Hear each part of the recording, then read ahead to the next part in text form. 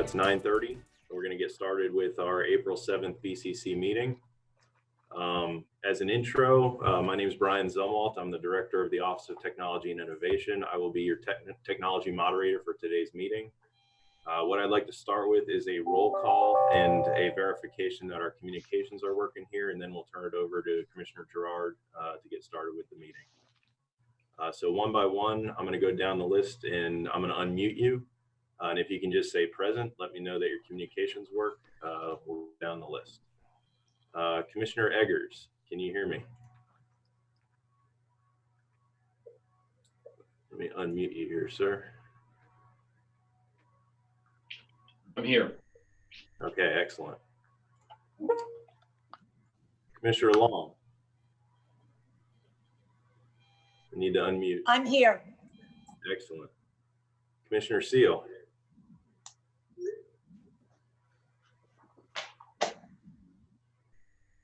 Can you hear me, Commissioner Seal? I can. Excellent. All right, Commissioner Peters. Here. Excellent. Commissioner Welch. Present. All right, Commissioner Justice. Present. And Commissioner Gerard. Here. All right, with that, Madam Chair, I'll turn the meeting over to you. The floor is yours. Okay, thank you. I'm going to call this meeting to order. Let's start this meeting with a moment of silence for those who are suffering from this disease. Can you send a note to Della?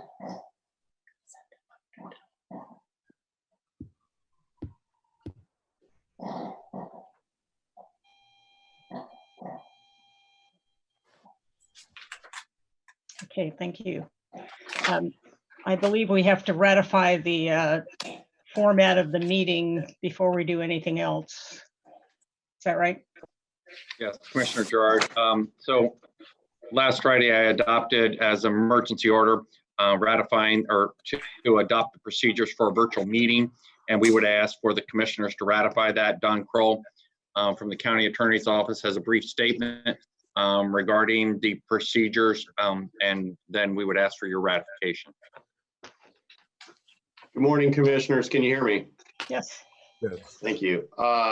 Pursuant to executive order of the governor number 20-69 on March 20th, 2020, local government bodies may conduct meetings of their governing boards without having a quorum of its members physically present or any specific location, and utilizing communications media technology such as telephonic or video conferencing as provided in section 120.54 Florida statutes. Governors also adopted broad stay-at-home orders that are intended to keep people from interacting in groups as much as practicable. The county administrators adopted emergency order 20-3, which establishes fundamental procedures for virtual board county commissioners meetings. The goal for these virtual meetings is to proceed as much like an in-person board meeting as practical while providing public safety during this pandemic. The notable differences for these virtual meetings during the emergency are listed within the emergency order 20-3. These are intended to provide a basic platform from which to launch these virtual meetings and may, based on the desires of the board within the constraints of the emergency and the platform, be modified somewhat. That may be done if necessary at this meeting or with direction to the county administrator to supplement order 20-3. For your assistance, Brian Zumwalt will be the technology moderator today to help work with the technology, and I will be the process coordinator for the day to help work with any process issues for this virtual meeting. A detailed notice of the virtual meeting containing information, links, and numbers to call for instructions or to comment was provided and can be reviewed at www.pinellescounty.org/BCC_agenda.htm at the notice link on that page. Commissioners, do you have any questions? Are you comfortable with the notice provisions set forth and the procedures established for the virtual meetings? Or Madam Chair, do you wish to entertain a motion to ratify the procedures for these virtual meetings and hear public comments on that? Need to unmute, Brian. Unmute.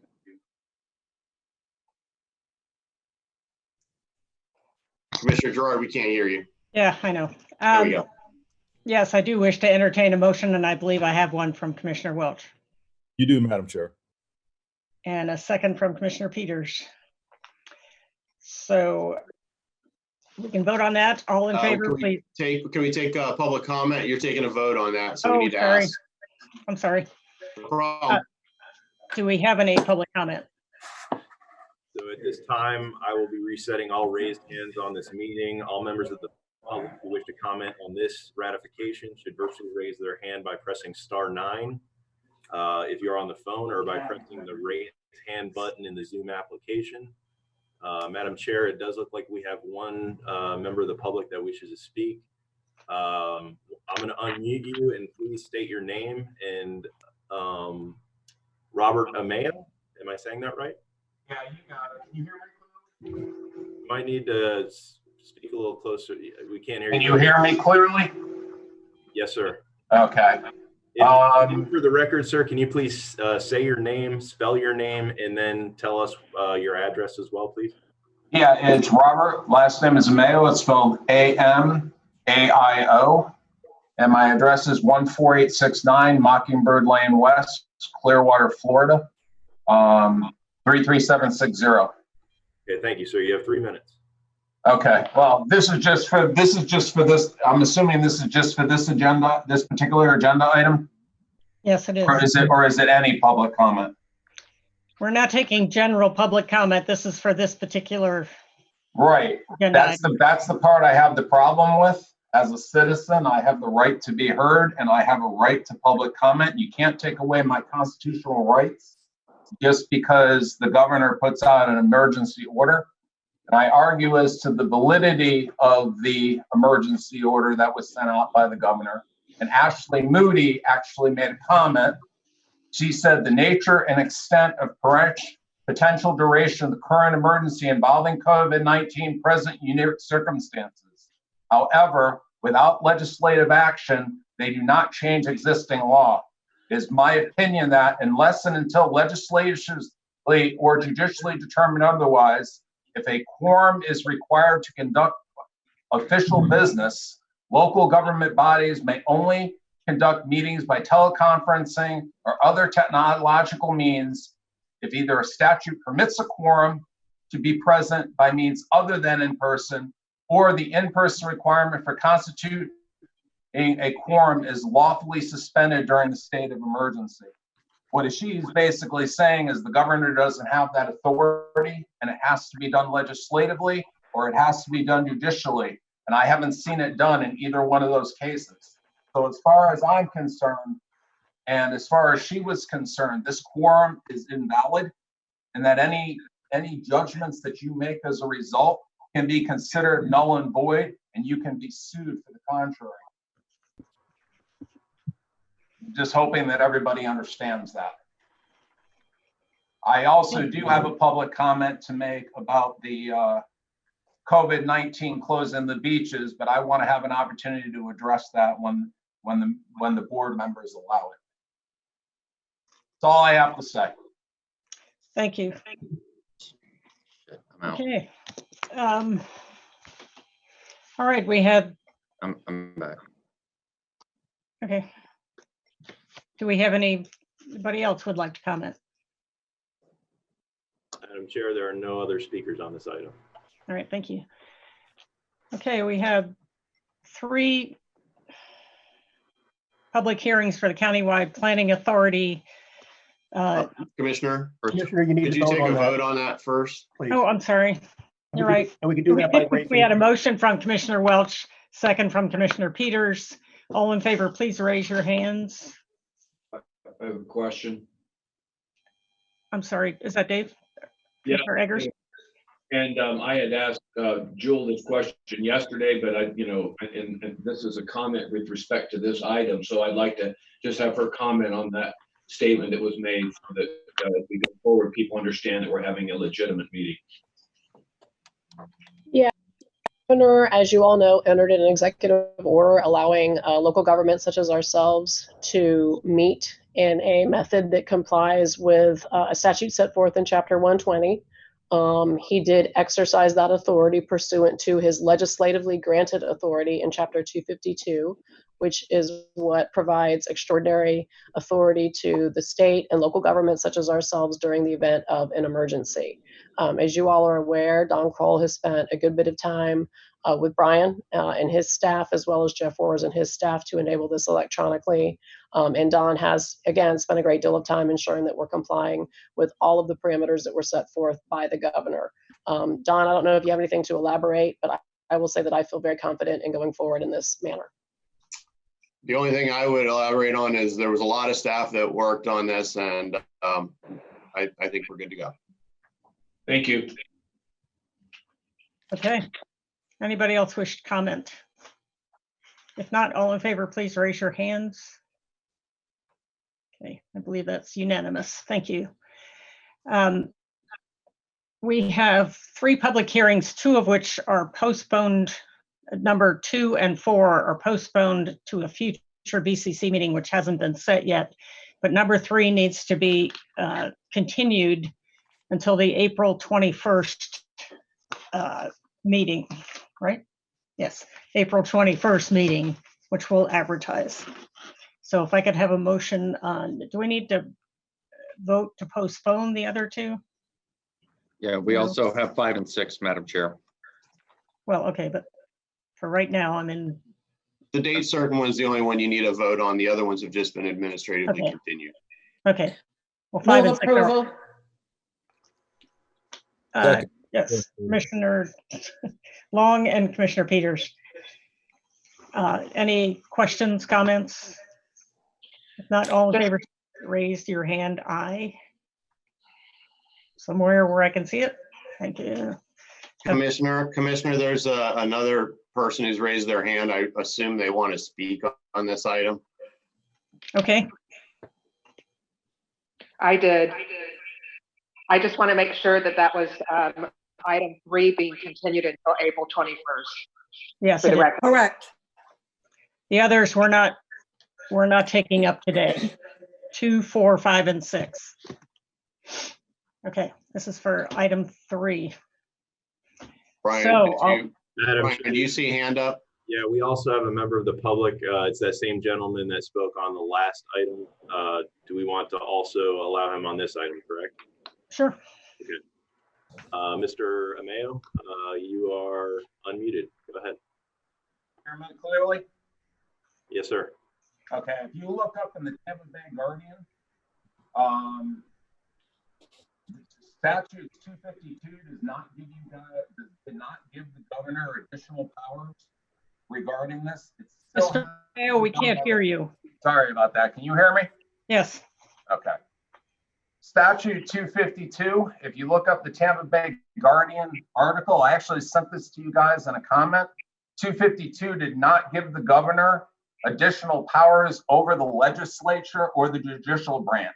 This quorum is still, as far as Ashley Moody is concerned, who is our attorney general, who outranks Jewel White, has said that this meeting and this quorum is not legally binding.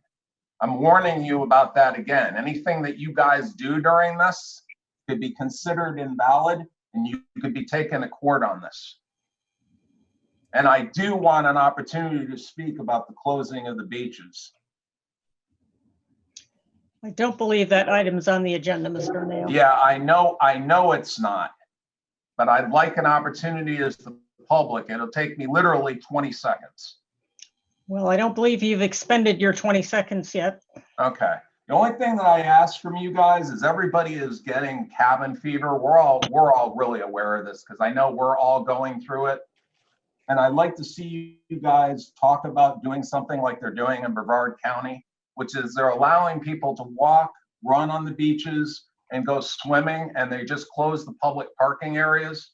That way people can at least get outside, and it's a lot less likely that they're going to spread the virus if they're keeping social distance and they're only walking, running, and swimming on the beaches. I found it pretty abhorrent that the Pinellas County Sheriff was going to act like some dictator and say that if we don't do what he tells us to do, that he's going to force us to do it.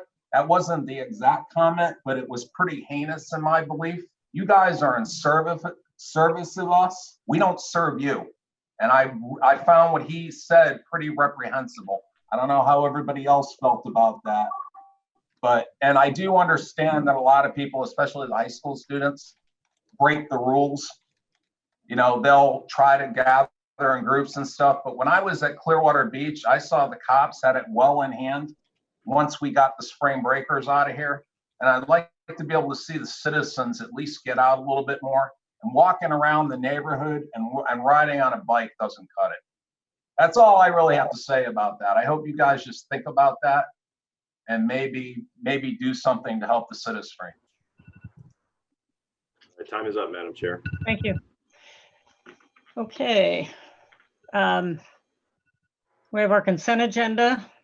Items that, Madam Chair, since Yes. we've heard public comments, we really should have the vote at this time on the April 20, item number 3.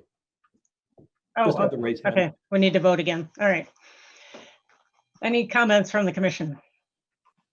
All right, well, please, all in favor, raise your hand. Aye.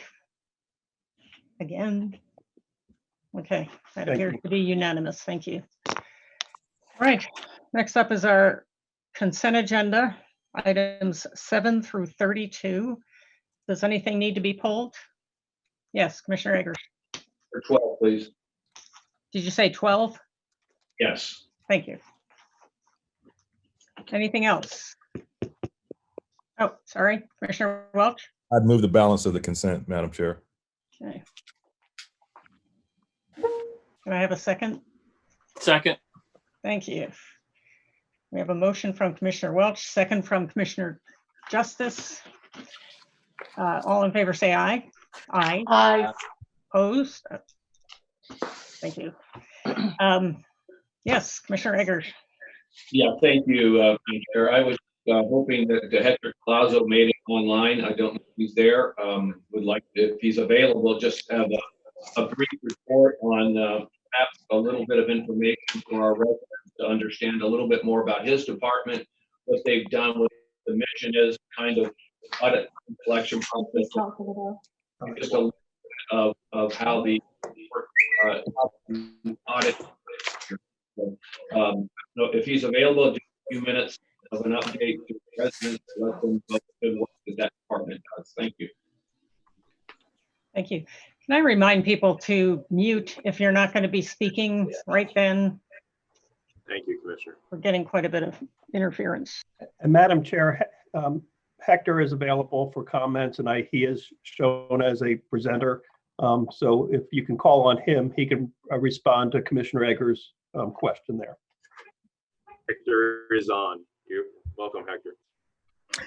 Good morning, Commissioners. My name's Hector Collazo. I'm the Inspector General and Chief Audit Executive for the Clerks Division of Inspector General. And I was asked to just give a little overview of our IG operations. A little historical point of view here. In 1983, the Clerk's Office actually established the Internal Audit Division, so we've been around for a very long time.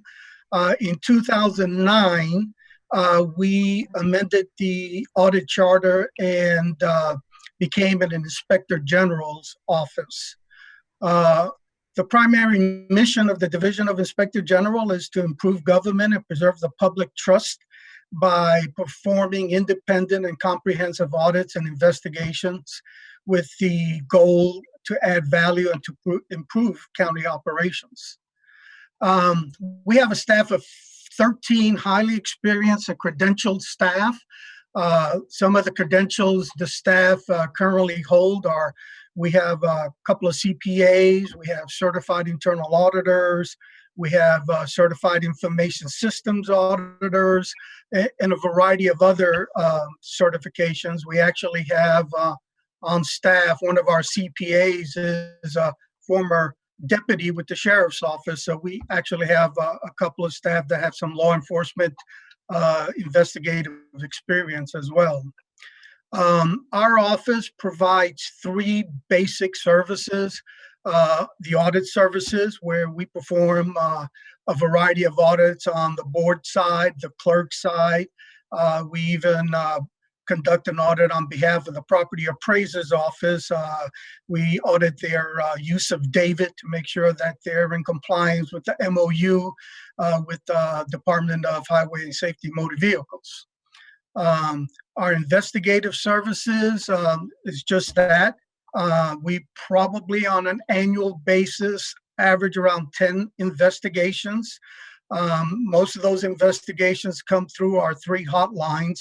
Well, really the main one. We operate 3 hotlines. One is the countywide fraud, waste, and abuse hotline, where we get most of our tips for our investigation. We average probably about 250 calls a year on that hotline.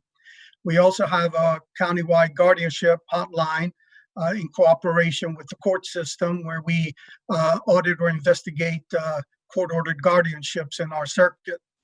We also have an unusual hotline that we operate on behalf of the Sheriff's Office.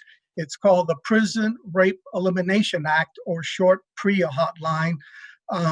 Federal law requires that county jails, among other jails, have a method in place where inmates can report potential sexual assault or abuse.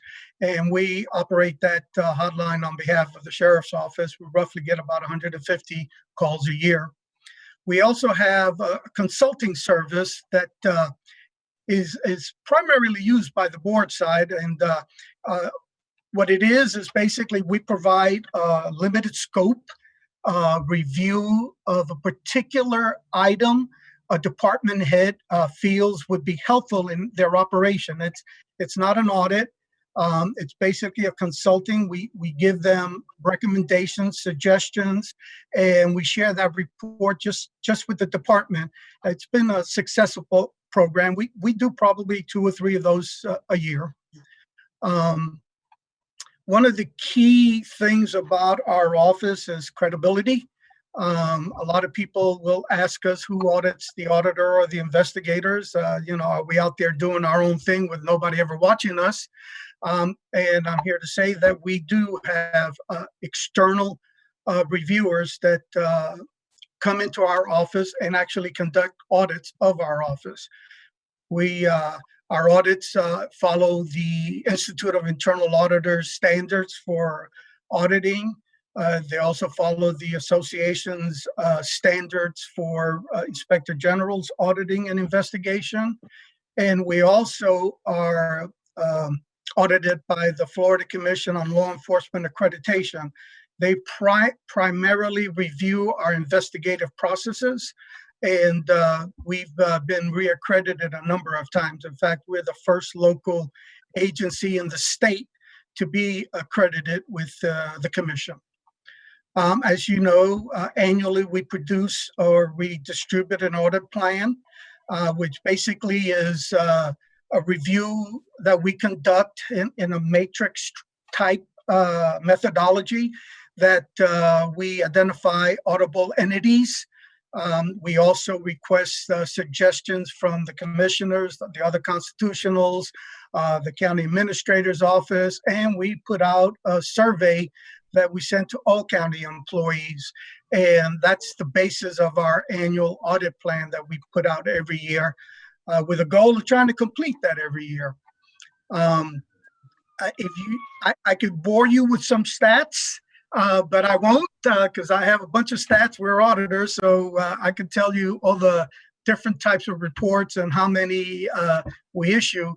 But I think I'll avoid that right now and just tell you that the biggest stat that I think is most important is that when we conduct an audit, obviously, or an investigation, because we will have recommendations on the investigations, we obviously make recommendations to management. And the most important stat for me is that 97% of the recommendations that we make, county management, clerks management, concur with those recommendations, and they do the best they can to implement those when we come back and conduct a follow-up. And that's generally the overview I have of our operations. I'm open to questions if you have any. Commissioner, Chair, may I be recognized? I just want to say that Hector has led this department magnificently. This is the close to last you'll be hearing from him. He'll be retiring in a few months, and we have a succession plan. But Hector has done a great job in serving the taxpayers of Pinellas County. I want to say thank you to Hector, but also I want to pay tribute to you as a commission, because you take our audits very seriously. You bring them up at your board meeting. You read the reports that we issue, and your departments know that. And the feeling of cooperation didn't always exist between our internal audit. They didn't see it as a value. And this has evolved, and it's due to the strong leadership you have shown on this commission. So I say thank you to you and our county administrator for knowing the value of this service and our pursuit of good government, which we're all in together. So thank you. Yeah, just wanted to add to that comment. Thank you, Ken, for that. And Hector, appreciate your comments. That's really what I was looking for. So I really appreciate it. The folks of our county can know comfortably that our departments are being looked at, that you all have an opportunity as residents to call in on our hotline to let us know where you see waste and fraud. And so it's just a great group that does awesome work, but I didn't realize that you were retiring. So I wish you the very best in the next phase of your life. And with that said, I just really wanted to go ahead and move approval of this item. Thank you. I have a motion from Commissioner Eggers, second from Commissioner Peters. Is that a second, or do you have a comment? Anybody else have a comment or a question? Not all in favor, please raise your hand. That appears to be unanimous. I'm sorry. Do we have any public that would wish to comment? What is she doing? At this time, I'll be resetting all raised hands. If members of the public wish to comment on this agenda item, please virtually raise your hand by hitting *9 on the phone or by pressing raise hand in the Zoom application. And Madam Chair, I don't see anybody that wants to make a comment on this item. Okay, so one more time, please raise your hand for aye. Okay. Motion carries unanimously. All right, item 33. Commissioner, item 33 is declaring surplus a county-owned condominium. This was property acquired by the county during a foreclosure sale. This is to protect our interest in the property, which was originally obtained through a federal home investment partnership program funds. And so this would declare surplus to where we can sell it and recoup our investment. Okay. Commissioner Welton, is that a motion or a question? Motion. Approval. Okay. Okay. Commissioner Peters, is that a question or a motion? That was a second. Okay, sorry. All right. Anybody have any questions? Do we have any comment on this item?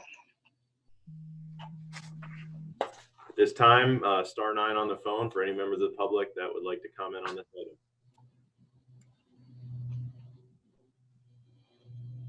Madam Chair, I do not see any members of the public that wish to comment. Okay. Well, all in favor say aye. Aye. Okay. Nay. Oh, sorry. So, all right. Item passes unanimously. Item 34.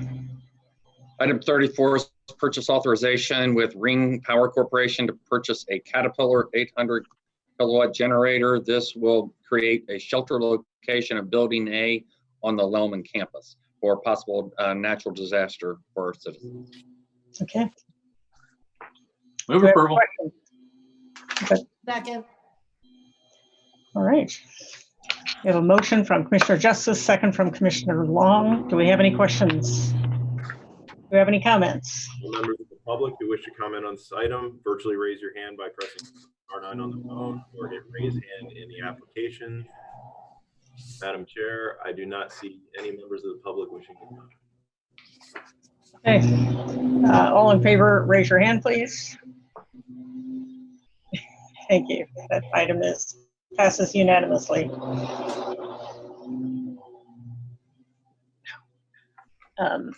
Item 35.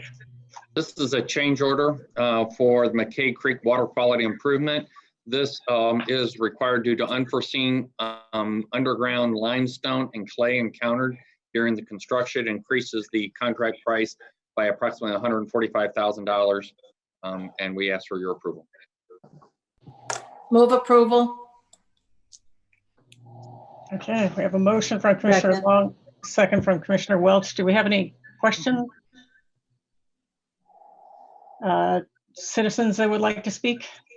All members of the public who wish to comment at this time, *9 on your phone or virtually raise your hand in the Zoom application. Okay. If not, all in favor? Okay. We have none. No, you're good to go. All in favor, please raise your hands. Thank you. Item passes unanimously. Item 36. This is the first amendment to the agreement with Cohen & Graham for the design build professional services pertaining to the Pinellas Trail Loop, the north segment. This would establish a guaranteed maximum price of approximately $9.3 million. At a later date, we're going to bring back to you an alignment issue on that very north section. If the commissioners approve that, it would actually reduce the cost. But this allows us to establish the construction and begin finalizing this where we can then begin here in June. Okay, we have questions about this. Commissioner Eggers? Yeah, thank you. Barry, I understand that we're going to have opportunity for the public to weigh in on this later before we choose a final path. But my question was, if we approve this today and we get a chance to have that public hearing or public comment period, are we gonna stand the chance of having a 10% increase in the price of this project, or by doing this? Well, this establishes a guaranteed maximum price. The alternative leg that you previously asked us to pursue, that would be that section is within the guaranteed maximum price and is paid for out of contingency. That's actually a more expensive alternative. We're going to bring back to you a different one, which is actually back to the original one, but we know there's a lot of public interest. So we're going to bring that back at an appropriate time. If you accept, so we can pay for this out of the guaranteed maximum price. If you accept that alternative, it would actually reduce the cost, but we know there's going to be public comment. And so we want to do that when the public has a chance to weigh in. And so you can make that decision at a later time. This allows us to get the contract going and begin to gear up to actually do the construction. Okay, so by taking this action, there is no way we're going to get a 10% price increase because we have our conversations with the public later. There's no way we're going to. That's correct. That's correct. It's the design option is with that is currently aligned for, which is what you originally voted for, is within the guaranteed maximum price. It's being paid for out of the contingency. So if any option that you would discuss at that meeting would actually lower the cost. Okay, thank you. Commissioner Seal?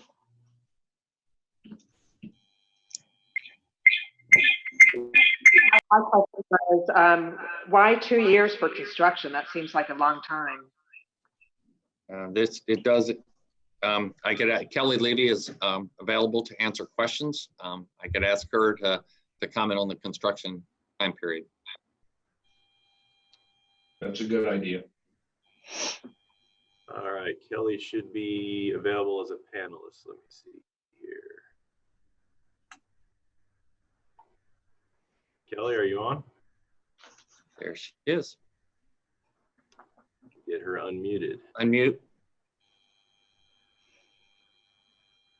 Kelly, you need to unmute. How about now? That's better.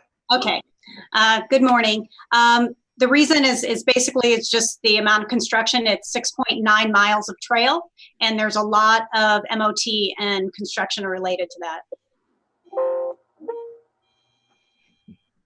Any other questions while we have Kelly here? Okay. I'll entertain a motion. So moved. A second. Commissioner Peters. Okay, we have a motion. Do we have any comments? Sorry. All members of the public who wish to comment on the agenda item, virtually raise your hand by pressing *9 on the phone or by pressing the raise hand button in the Zoom application. And Madam Chair, I don't see any members of the public that wish to comment. Okay, thank you. We have a motion from Commissioner Welch, second from Commissioner Peters. All in favor, please raise your hand. Thank you. That passes unanimously. Item 37. Commissioners, this is change order number 3 for the contract with Caladacy Construction, TLC Construction, and TLC Diversified Inc. for job order contracting pertaining to wastewater treatment plant and water plant repair, maintenance, minor construction, and underground utilities. This is job order contracting services for these 3 areas. This was originally bid as part of an award in 2016, and this would increase the contract for $1 million for 3 of the 4 original vendors for a total amount of $3 million. And that's an up to amount? An up to amount, and these are used. So these are bid. So just for the public, these are unit priced bids, and that way when we have things that come up, then they look at what is the scope of services, and then come up with a pre-bid amount, and that enables you to be able to act quickly on different types of contracting. But it's competitively bid and selected based upon the unit pricing and the job order contracting. Okay, thank you. Any other question? Yes, Commissioner Welch. Oh, it's a question. Okay. So Barry, when you have time, I know you're swamped right now, but can you give us a little note on how this ties in with our current SBE efforts? I absolutely can. I'll have to get you a breakdown on that, but we do.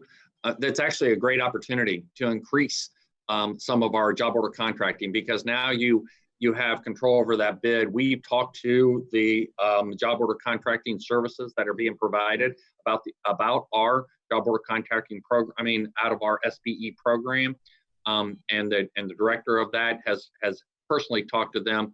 Talked about the importance of incorporating small businesses. It really helps small businesses, because then you got the job order contracting that's putting up the overall bonds, and then they can bring in smaller subs to be able to work as part of that program. So I can get you the specifics, but a job order contracting is a really good way of helping small businesses. Okay, I appreciate it, Barry. Any other questions? Do we have any comments on this? All members of the public who wish to comment on this agenda item, please virtually raise your hand by hitting *9 on your phone or pressing the raise hand button in the Zoom application. And Madam Chair, I do not see any public members that wish to comment. Okay, thank you. I will entertain a motion then. Move approval. We have a motion from Commissioner Welch, second from Commissioner Peters. All in favor say aye, or raise your hand, aye. Okay, thank you. Motion passes unanimously. Item 38.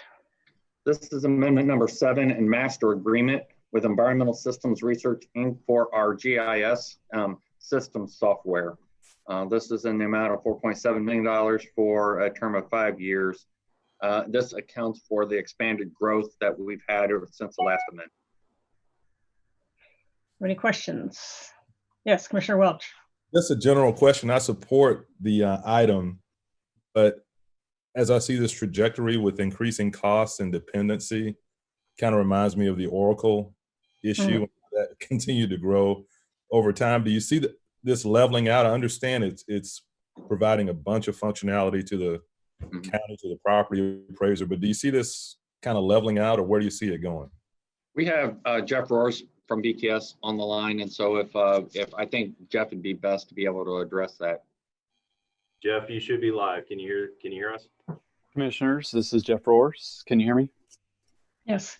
Okay. Good morning. That's a great question, Commissioner Welch. This contract is a little bit unique in the fact that each 5 years we kind of renew the contract and we negotiate a lot of new functionality. We also negotiate in the inflationary costs that have occurred over the previous 5 years. And this particular renewal, there was a tremendous amount of growth and adoption in GIS over the last 5 years. So that's kind of where you're seeing some of the increases. We don't anticipate the same amount of growth in the next 5 years in adoption. Currently, there are 20 departments under the county administrator and the supervisor of elections, the sheriff, and the property appraiser all participating under this one license agreement. And again, over the last 5 years, we were static and no inflationary costs or anything like that. And so now at this renewal, we're building in those inflationary costs and covering all that growth that happened over the last 5 years. So tremendous growth in this area, and that's kind of what you're seeing in the contract. And Commissioners, if I can also address the clerk of courts, Ken Burke, myself, and Jeff have talked extensively about creating a strategic plan to where we know the cycles of which these technologies come up. How would we review them to where we don't run up on end of a contract, we're busy with something else, and then, you know, come to you and say, we really need to extend it because we don't have the opportunity to bid it out or something like that. We're going to go into the strategic planning process. I think that'll better align us with resources, review periods, be able to address making sure that we're both competitive and have the right review of the quality of the product. Thank you, Madam Chair. Mr. Eggers? Yeah, Barry, I just want to make sure I'm clear. This is for the consulting work done by Environmental Systems Research. It's not approving. A couple of years ago, we approved a large number of people to add on to our staff. That has nothing to do with adding positions at this time. Yeah, this is actually a software. This is software, so no, that has nothing to do with the expansion to our asset management. Thank you. Any other questions? Do we have any comments on this issue? At this time, members of the public who wish to comment on this agenda item, please virtually raise your hand by hitting *9 on your phone or pressing the raise hand button on the Zoom application. And Madam Chair, I do not see any members of the public that wish to comment. Okay, I will entertain a motion then. Move approval, Madam Chair.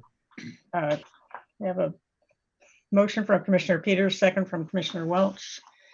All in favor, raise your hand, please. Motion passes unanimously. Okay, item 39. This is an extension of the designation as the direct provider for workforce services as requested by WorkNet Pinellas, i.e. Career Source Pinellas. Move approval. We have a motion from Commissioner Welch, second from Commissioner Peters. Do we have any questions? From the Yes, public, things are going great. Do we have any public comment? at this time, all members of the public who wish to comment on this agenda item should virtually raise your hand by pressing *9 on the phone or hitting the raise hand button in the Zoom application. And Madam Chair, I do not see any members of the public that wish to comment. Okay, we have a motion from Commissioner Welch, second from Commissioner Peters. All in favor, please raise your hand. Okay, that is unanimous. Thank you. Commissioner, item 40. Madam Chair, under item 40, I'm asking your authority to initiate litigation in the cases referenced. This is a matter where we are seeking damages for failure to timely move utilities, which resulted in delay damages to the county's contractor. Okay, do we have? Move approval. Okay, we have a motion from Commissioner Welch. Do I hear a second? Would somebody like? Thank you. Thank you. Second from Commissioner Long. Do we have any comments? All members of the public who wish to comment on this agenda item, please raise your hand by pressing *9 on the phone or pressing the raise hand button in the Zoom application. And Madam Chair, we do not have any members of the public that wish to comment. Okay. And Madam Chair, if I could, before a vote is taken, a question was raised during the agenda review as to what the statutory timeframe is for Duke to have moved their utilities. The time provided by statute is 30 days, and I understand in excess of 4 months was actually given, and they failed to move the utilities within that timeframe. Okay, thank you. All in favor say, we have, yeah, a motion from Commissioner Welch, second from Commissioner Long. All in favor, please raise your hand. Motion carries unanimously. Item 41, Madam Attorney. I have nothing to report. However, I would just like to publicly thank all of the members of my staff that have been working in support of the county administrator and his staff and all of the other efforts underway in the county's response to COVID. A lot of folks have been pitching in a lot of hours and doing some very good work for all of you, and I just wanted to recognize them without calling out anybody by name, lest I forget someone. Thank you. All right, Commissioner Burton, or Administrator Burton. Yeah, you don't need an eighth. Yeah. So, and I would echo the same. There's a lot of county staff that are working tirelessly to try to respond, and partner agencies to help. You know, as you heard before, 18 different work groups that involve not only county staff but partner agencies trying to respond appropriately to this pandemic. At this time, what I would really ask is that the public to do the right thing. We need to stay at home. We're coming upon this critical period of time where, you know, it's projected that it's going to peak over the next 2 weeks. Well, it only, you know, we only address that by not spreading it. And by not spreading it means not going out into large public places. So to limit your movement, limit your activity to where we don't spread this and we're able to contain it. We had projections this morning. You see at places like New York where they've overwhelmed their hospital system. Well, that's what we're trying to prevent. You know, we only have limited number of PPE, personal protective equipment, respirators, and things like that. We're trying to make sure that we're prepared. We're prepared for that peak, and we can properly respond, you know, to this pandemic. So we're asking for the public to work and do everything you can to follow the safer at home guidelines. The sheriff and I have worked to try to clarify information. I know there's a lot of questions with businesses, and because this is not about social distancing, this is that the governor's order is very clear that you're only to go out for essential services, not go out and just keep separated, not only go out for essential services. We're trying to put out some clear information on that, and we hosted a Facebook Live one yesterday, and then we'll also be doing another one coming up this Thursday. Commissioner Jard will be providing a COVID update on Friday at 2. This will be via Facebook Live on YouTube and also through our own cable television program. So again, this is a critical time for us as a county. We've responded well. We see our activities, you know, taking hold, and we want to make sure that we come out of this, you know, as best as possible. And so we're asking people to adhere to the warnings, and you are safer at home. Thank you. Thank you. Mr. Burton, I have a question. Are you and the sheriff looking at the items we get every day that we try to divert over to the tip line? People claiming that they're essential services, and sometimes they make sense and sometimes they don't. Are you making individual decisions about those things? Or we are, and we received all of them, everyone that you've received, and we are, and it's unfortunate because if you recall, just a little over a week ago, before the governor's order, we were saying let's, for all those even non-essential businesses, if they can implement social distancing practices, you can stay open. The governor's order was very clear. If you're non-essential, you must close, and you as an individual can only leave your house to go if you're going to a job that provides essential services, or you're going to have services or products that are essential. And that doesn't include a car wash. That doesn't include other things that we've heard so many, complaints about. So, I get that this is a tough period, and it is very hard to write an order that covers every situation, and I get that. So we're trying to be as consistent as possible, and we are putting out additional guidelines. We are responding back to the concerns that have been raised, in many cases, talking to them directly. Okay, thank you. Can you also make sure that the fifth floor has that information? They're trying to stay on top of all the decisions that have been made and have some reference for when people call. And we do, and we updated a guide last Friday, and it literally is the sheriff and I sitting down. We did that last night. We get it every day at 5, and then we'll update that list. They're doing that now. We'll push that out to the commissioners, to the municipalities. That includes the fifth floor, and then each day we're going to meet and go through these various situations. We had over 300 different complaints, yesterday, and so in fact, or over the weekend. So it's quite time consuming, and we'll try to put out as clear information as we can. Again, if anybody has a concern, a question, that's the reason the sheriff established the tips line. That is a way to refer people to one centralized location where we can clarify that information. Right. If we already have an answer for that particular question, though, they can probably divert it from the tip line just by sending a standard email. So yes, we will. They're not swamped over there. We'll push it to you, to the cities, as best as possible. Mm-hmm. Okay, thank you. Commissioner Welch. Barry just answered. I just wondered when the updated guidance would come out. Okay. I know they're working on it. I'm assuming it'll come out this morning. Thank you. Great. Any other questions, comments? Yes, Commissioner Akers. Thank you. Well, first of all, Barry and Sheriff, and as well, Madam Chair, I really appreciate that outward facing on with our residents on the Facebook. I think that's going to be even more important as we go along and as we kind of start to, I guess, peak, and then as we start to come out of it, and then as we start to try to recover, having that, somebody said that we on the ground and here at home is where it's all going to happen. And I think the more that we have that communication with our residents, the better. I think it is also reassuring to them about what's going on here at our county. So thank you for that. The question I had, I guess, was two. One is there are businesses that are not essential who have tried to figure out ways to, stay afloat.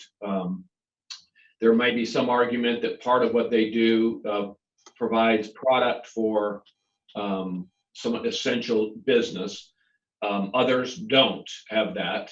You argue that you can't go into work, so I guess you could work from home. But Amazon has a lot of products that they deliver that really aren't essential. And so my question is how is that separate? How are we separating those folks that are their businesses are closed, but they're working off the internet and trying to provide product that way? How are we? I've got a couple people have called that they have a visa, so and they got a business, and they just don't want to have any reason for that, any kind of misdemeanor on that. So they need clarity on this. But just how are you all dealing with that part of it? And then I had one other. Yeah, well, we're dealing with it business by business. And the reality is the governor's order says you can't leave your home to go to a business unless they're providing an essential service. And so even though there are people that have conforted to online type services, they're still going into a business that doesn't provide essential services. There are others where portions of their business arguably can be that they're providing essential services. So we've tried to work with them. We've tried to make some, judgment, on that. But like you said, I can't really control Amazon, from an enforcement standpoint. It's very, very hard to be consistent because there's portions I can see as storefront. I can't see something that's occurring, where no one sees it. And so it's very difficult to try to be consistent in this. We're doing the best we can with that. I think that my only thought was we have opportunity to push back information to the state. Clearly, the small businesses in our country are what is, the basis of all of our economy for the most part. And so they're trying to figure out ways to make ends meet during this tough time. And So I just appreciate any pushing back that we do, not to keeping them open, but trying to address the issue the way others have addressed it. So wherever we get that opportunity, I think it's important that they keep getting hit with that. Finally, go ahead. To that end, we would love additional clarifications regarding the intent of some of these orders. I can't take it on an individual basis. I hear, well, I called the governor's office. They said that's not the way they interpret it. Well, that's not an order. Okay, if we get additional guidance in terms of this is an order and this is clarification, these are essential, these are not, that's something that we can work with. And so we would welcome any clarifications like that. Yeah, and the final question I had was, there are ways that we interpret things, and there's ways that other counties interpret things. Whether it's keeping parks open or whether it is, there's just different things that we're interpreting. Car washes for one. Is there a place that you all call at the state level to get clarification on any of those kinds of conflicts or differences that we have, or are we exclusively making those decisions locally? We're making those decisions locally. Again, if the state would put out guidance on those, we would certainly welcome that. But again, it wasn't until yesterday that the state put out a clarification from their original ordinance or original order, which is what we interpreted. It said that if you can't leave to go to non-essential. It didn't say the non-essential businesses must close. Yesterday, they said non-essential businesses must close, which was the only way we could interpret it as to have any enforceability of it. Other counties tried to make that decision to not shut down non-essential businesses. Yesterday, they changed that call. So yeah, we would welcome any additional specific guidance that would be put out as an order or something official from the state on any of these issues. Yeah, the consistency is really important, or some of our local businesses are going to lose people to other counties and their businesses. They'll, so that's great. Appreciate the update. Thank you, Barry, for the answers. Yeah. Madam Chair, yes. Chair, we do have one member of the public that wishes to speak on the county administrator report. That this is a non-voting item, that we would still afford them the right. Sure. Okay. This is Mr. Neil Volk. Mr. Volk, if you could go ahead and say your name and spell it, give us your address, and then you'll have 3 minutes to speak. Can you hear me? Yes. Sir. My name is Neil Volk. I live at 610 Kentucky Avenue, Crystal Beach, 34681. I own Main Street Car Wash. I represent 6 car wash owners here in Pinellas County. They have voted me in to ask to speak to you directly. We supply essential services. In our opinion, we sanitize. We have EPA approved disinfectants that we offer to the public. We have no physical contact with the people. They pull up to a pay station. You got a better chance of getting yourself a disease at a gas pump.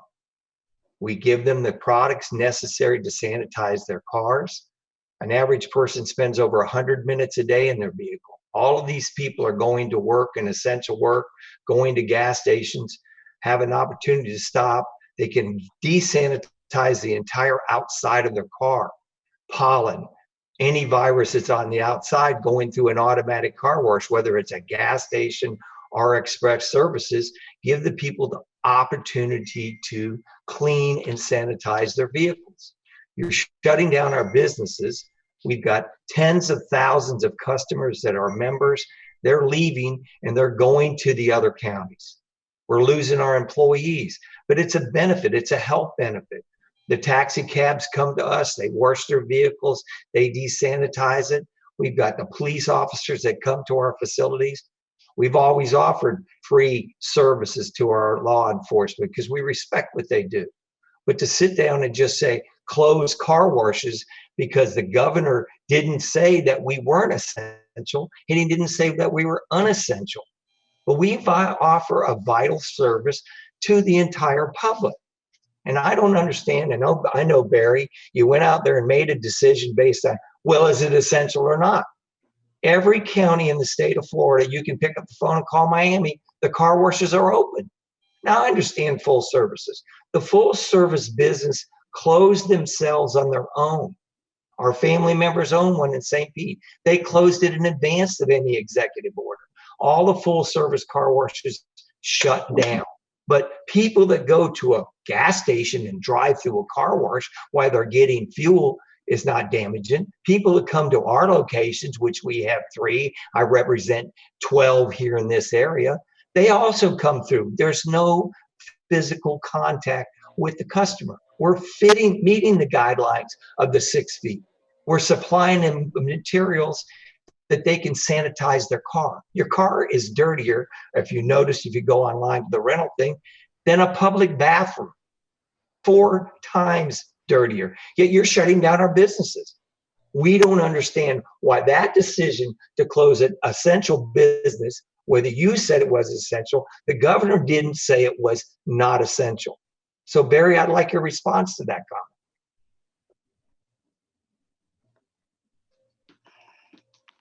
Madam Chair, his time expired. Okay, thank you. We generally do not comment on public comment. Thank you. Okay. That's the end of my report. Thank you. Item 43.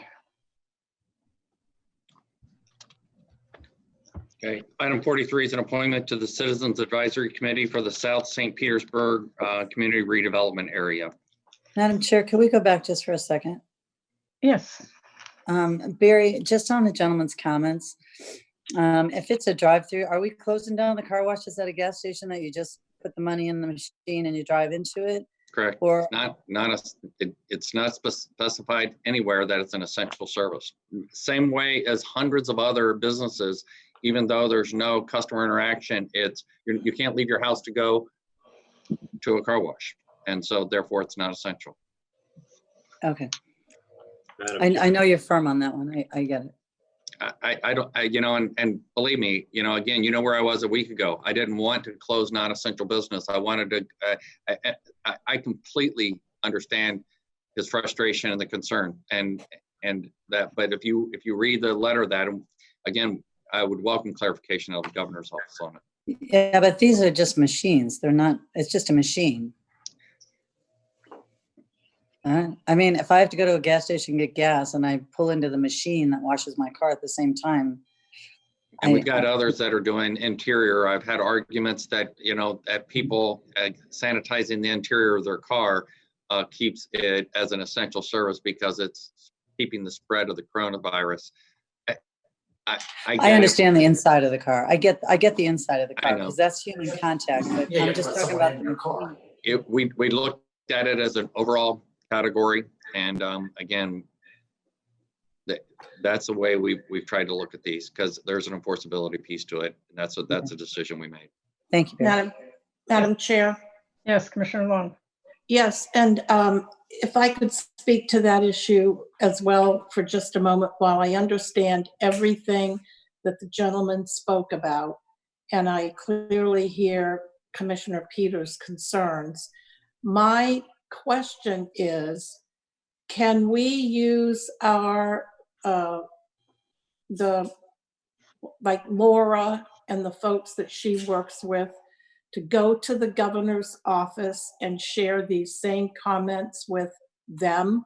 I know Barry has spoken to the general counsel, but at some level, somewhere, someplace, there does need to be a little bit of common sense employed, in my opinion. And I just think that in an effort to make sure that we are dotting I's and crossing T's and leaving no stone unturned to try to help our small business folks, that it's worth the effort to just go and ask for additional clarification.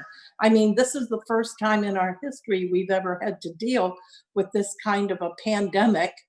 So we're all flying by the seat of our pants, so to speak.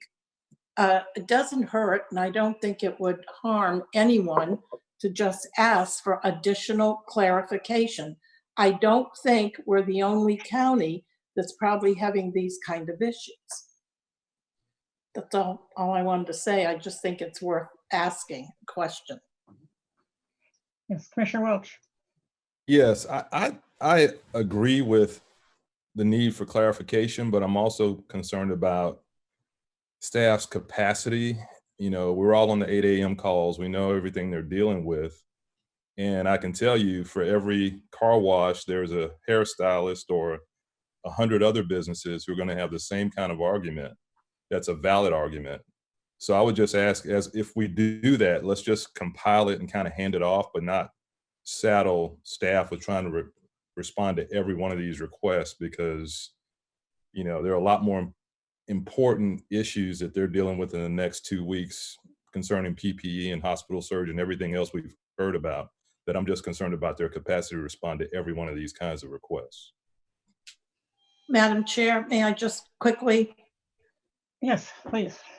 I totally agree with Commissioner Welch to what he just asked.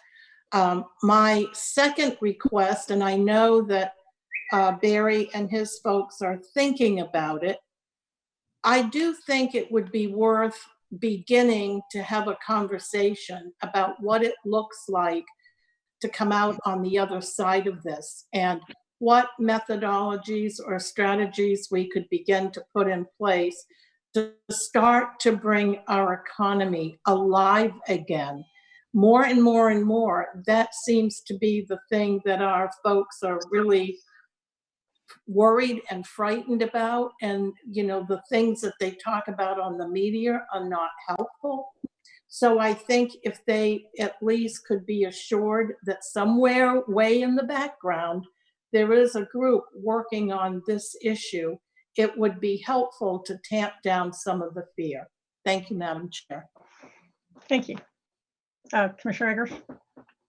Yeah, I just written that note down. I had 2 notes I wrote down, that one, and then we've taken some action on our own here that is in complements or is in addition to what the governor did. And I just think I'm sure we have a group that has been put together that will be looking at how we come out of this. And I think to Commissioner Long's point is that, you know, that whole conversation has to be taking place. I'm just, you know, even as it relates to, you know, opening up access to the waterfront so people can take walks on the beaches. Mm-hmm. I'm not saying that right now, but at some point that's going to make more sense. Maybe in the next week, 2 weeks, 3 weeks, as we get through this, this really identified terrible time. But I just hope that we have somebody, because I know that policy committee they're so busy with so many things going on, that we have those kind of opportunities to weigh in on some of those kind of decisions. So I just wanted to echo a little bit about what Commissioner Long had said. Thank you. Yes, Commissioner Peters. Thank you, Madam Chair. As long as we're talking about this whole subject and not, I've gotten phone calls. Last night I got a very distraught phone call from a business owner and then a Chamber of Commerce, and they seem to think that we need to do more on access or promoting mental health. Evidently, the anxiety of people losing their business has been far greater than many of us may have been thinking. But based on the 2 calls I got yesterday, is there any way that in our messaging we can start promoting? I believe Directions has a phone number people can call to talk to somebody. Mm-hmm. Suncoast, I'm sure, does the same thing. I'm happy to call Linda McKinnon and see what they have to offer, but we're not putting that on the front line, and I get why we haven't, but I think at this point, the anxiety is getting pretty bad. And if there's something we can do on messaging to help people understand healthy, and, you know, I get it, their worlds are crumbling around them. And we need to do something to at least promote support to help them get through the rest of this process if they can. We did include that in our Friday message, and of course, we'll include it again. I can ask her to emphasize it a little bit more. Commissioner, we do have a work group that is focused around that exact topic. And so Linda McKenna is on that, along with Daisy and our folks. So they're working on messaging. How they're getting that out, I have to follow up on, but we'll make sure we include that.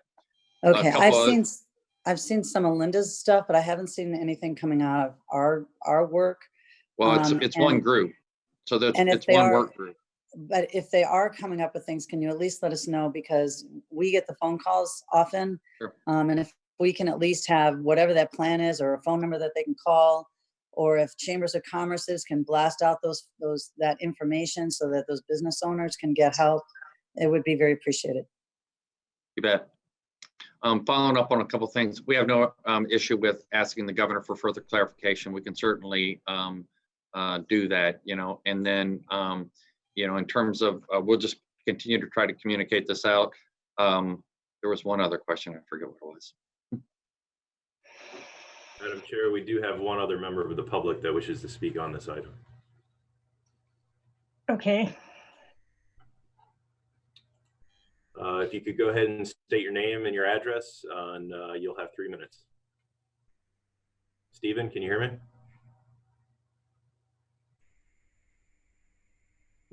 Brian, he's muted. He's muted. All right, I think we're there. Yes, sir. We're new to this. So we're at Bell Harbor, 521 Mandalay Ave. My name is Stephen Gallo. Can you spell that for the record, sir? Sorry? Can you spell your last name for the record, sir? It is Gala. Thank you. And we don't know whether this is appropriate for us to be commenting. What we wanted to do is just ask to make a recommendation about the difference between multifamily homes and condo buildings and single family homes. So I don't know if this is the correct thing to do, but what our concern has been that the guidance that is in the governor's directive and from whatever it was that they came out from our government is not clear enough. We are concerned about routine maintenance projects continuing to be done because there isn't enough definitive information about what's necessary and what's not. And I'll just give you a quick example and just leave it with you. We feel that single family homes, people want to renovate, they want to do things during this period. Okay, that's fine.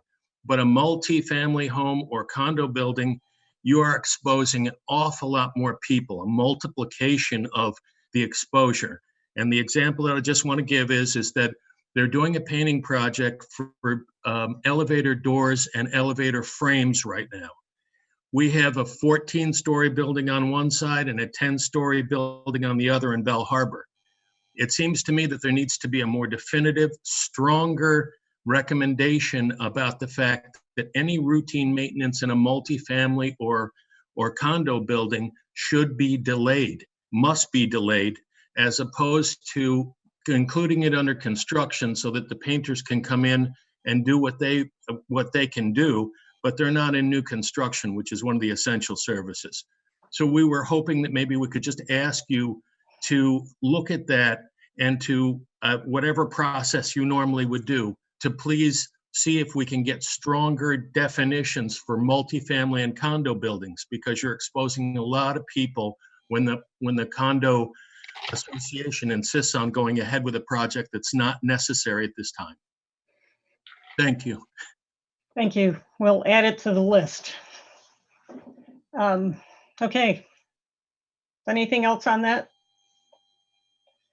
Okay, we're on item, forget, 43. Yeah, and that was an appointment to the Citizens Advisory Committee for the South St. Petersburg Community Redevelopment Area. You have a list of nominees. Yes, Commissioner Welch.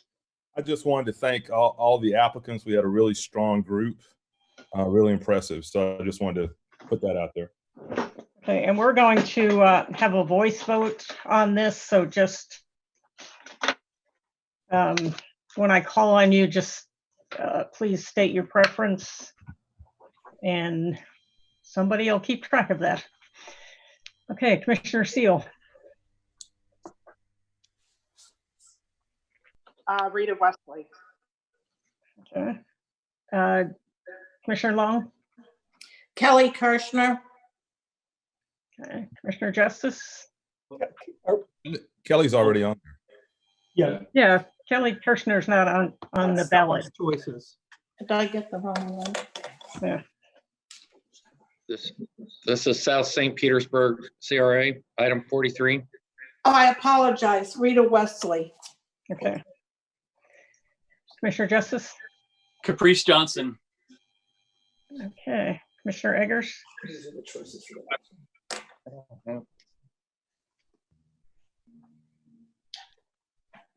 Commissioner Eggers? Oh, I'm sorry. I thought Rita Wesley. Okay. Commissioner Peters? Ada McFarley. Commissioner Welch? Caprice Johnson. Okay. And I vote for Caprice Johnson. So we have a tie. Can we take those two and go back? Rita Wesley and Caprice Johnson, and take another vote? Okay. Commissioner Seal? Rita Wesley. Commissioner Long? Caprice Johnson. Commissioner Justice? Caprice Johnson. Commissioner Eggers? Caprice Johnson. Commissioner Peters? Rita. Commissioner Welch? Caprice Johnson. And I will vote for Caprice Johnson. So we are appointing Caprice Johnson to the South St. Pete Community Redevelopment Area Board. Okay, item 43, not 44. Sorry. This is an appointment for the Citizens Advisory Committee for the Lellman Community Redevelopment Area, and you have a list of nominees. Right. Okay, let's start from the other direction. Commissioner Welch. I'm sorry, who? Carla Kemp. Thank you. Commissioner Peters. Carla Kemp. Commissioner Eggers. Jeremy Heath. Mr. Justice. Rick Orr. Okay, Commissioner Long. Rick Orr. Commissioner Seal. Mr. Heath. Okay. And I vote for Rick Orr. So we have one candidate with 3 and 2 others with 2. And the one with 3 is Rick Orr. Okay, so we are appointing Rick Orr to the Lealman Community Redevelopment Area Citizens Advisory Committee. Mr. Gerard? Yes. We need a majority, so that won't work. Oh, okay, I'm sorry. No. So, okay, we need to go again then with those 3. Oops. I lost my list now. Okay, Rick Orr, Carla Kemp, or Jeremy Heath. Commissioner Seal. Rick Orr. Commissioner Long. Rick Orr. Commissioner Justice. Rick Orr. Commissioner Eggers.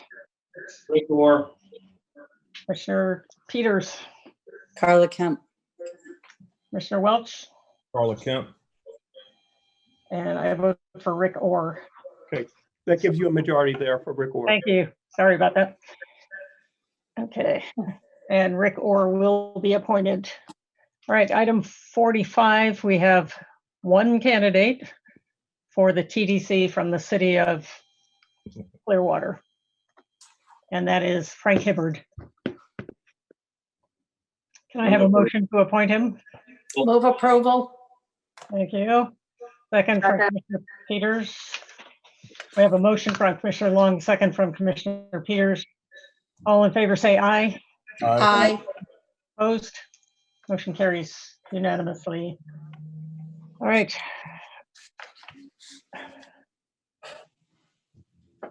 Item 46. Mr. Justice, you have an MSTU proposal? Yes, thank you, Madam Chair. This is a request, so I would move to approve the request for up to $17,000 grant from our MSTU fund to support the work of the Florida Dream Center with the purchase of a wood chipper, shredder, and a lawnmower to continue their Adopt a Block work. I'd second that. Okay. We have a motion from Commissioner Justice, second from Commissioner Peters. All in favor, say aye. Aye. Aye. Opposed? Had a Motion question. carries. I'm sorry. Yeah, I had a question. Sorry. Take that back. Yes, Commissioner Welch. I support it. I just wanted to know what the balance in the MSTU fund was. $530,000 if we approve this. Okay. I still, if we just make that a part of the regular agenda item, because I'll always have that question. It's in the Granicus attached items. Okay, attached? Yes, sir. Okay. Oh, sure. Do we have any comments on this?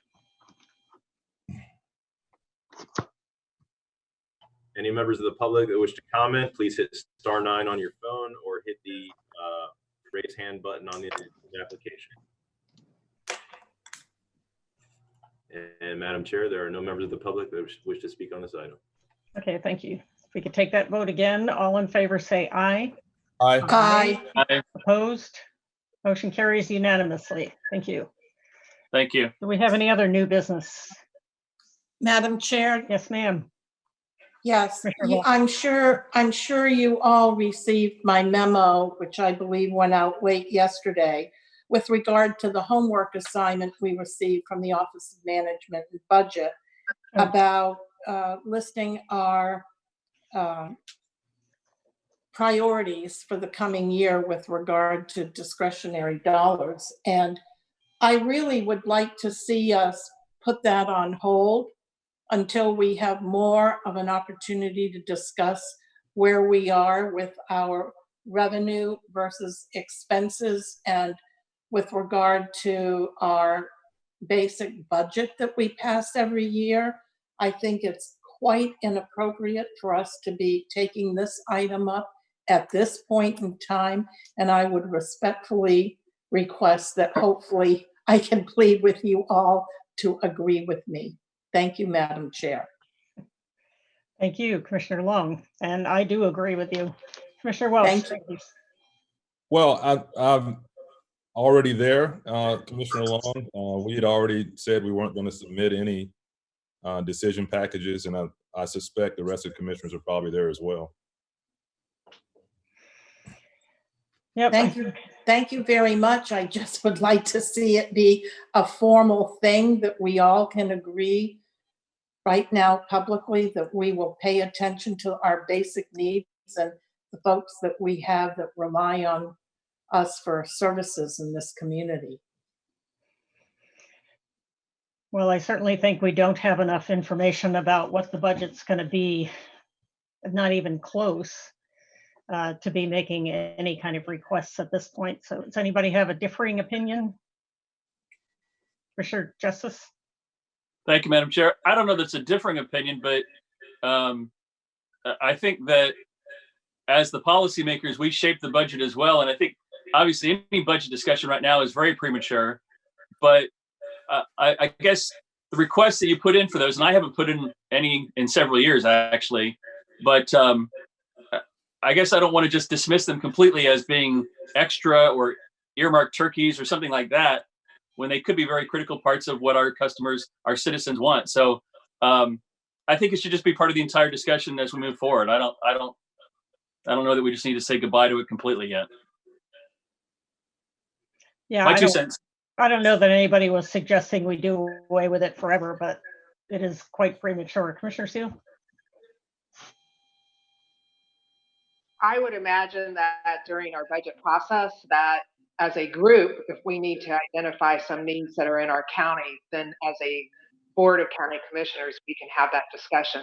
I do not prefer to do individual decision packages, but if there are some needs out in our community and we are able to identify those, then we should discuss it at the budget time.